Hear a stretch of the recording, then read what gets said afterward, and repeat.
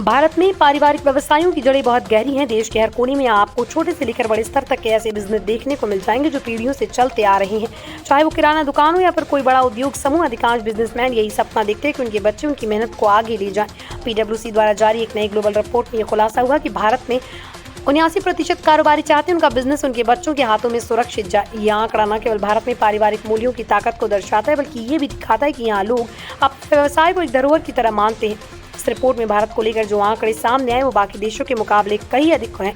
उदाहरण के लिए जर्मनी में सिर्फ 43% कारोबारी ही अपने बच्चों को व्यवसाय सौंपना चाहते हैं। वहीं अमेरिका में यह आंकड़ा और भी कम यानी करीब 30% के आसपास है। ब्रिटेन में मात्र 36% कारोबारी फैमिली बिजनेस को अपने बच्चों को सौंपने में दिलचस्पी रखते हैं।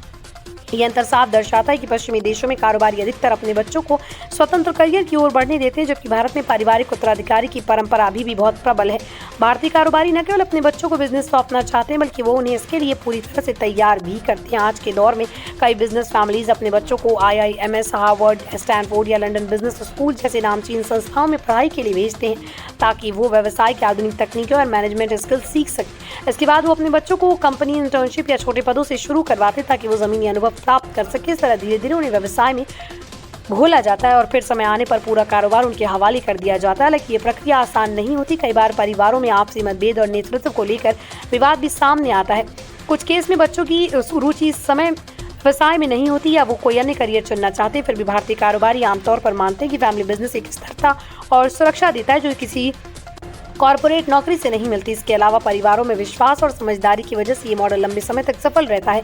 रिपोर्ट में ये भी कहा गया कि भले ही अभी 79% भारतीय कारोबारी अपने बच्चों को बिजनेस सौंपना चाहते हैं, लेकिन नई पीढ़ी के सोचने के तरीके में बदलाव आ रहा है। बच्चे बिजनेस को डिजिटल प्लेटफॉर्म्स, स्टार्टअप्स या इनोवेशन के नजरिए से देख रहे हैं। इसका मतलब ये है कि आने वाले समय में फैमिली बिजनेस का ट्रांसफर उसी रूप में नहीं होगा जैसे पहले होता था। बच्चे अपने तरीके से बिजनेस को बदलेंगे और उसे ग्लोबल स्तर पर ले जाने को सोचेंगे।